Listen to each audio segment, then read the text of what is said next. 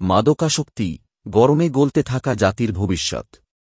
যে দেশে গরমে রাস্তার পিচ পর্যন্ত গলে যায়, সেই দেশের মানুষ যদি মাদকাসক্ত হয়ে পড়ে, তাহলে তাদের শরীর ও মন তো ভাঙবেই, ভাঙবে সমাজ, ভাঙবে জাতির ভবিষ্যৎও।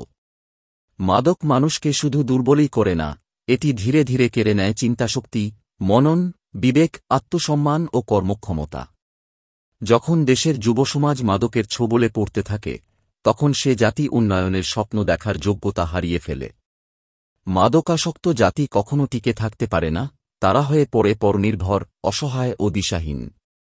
আরও দুর্ভাগ্যের বিষয় হল, যখন চারপাশে এত বিপর্যয় ও অবক্ষয় চলছে, তখন দেশের প্রায় সবাই রাজনীতি নিয়েই ব্যস্ত।